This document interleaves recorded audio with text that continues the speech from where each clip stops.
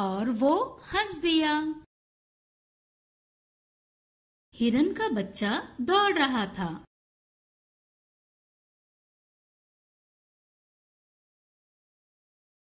खरगोश से आगे, हाथी से भी आगे। वो नहर कूद गया।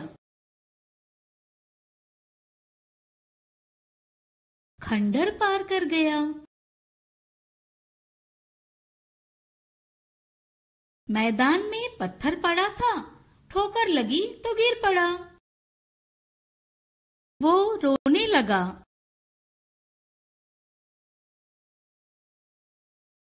बंदर ने पैर सहलाया, मगर वो चुप ना हुआ। भाई भालू ने उसे गोद में उठाया, उसने रोना बंद नहीं किया। उसकी माँ आई, माँ बोली, लो, हमने इस पत्थर को मार दिया। हिरन का बच्चा बोला, इसे मत मारो, वरना ये भी रोने लगेगा। उसकी माँ हंस पड़ी, वो भी हंस पड़ा।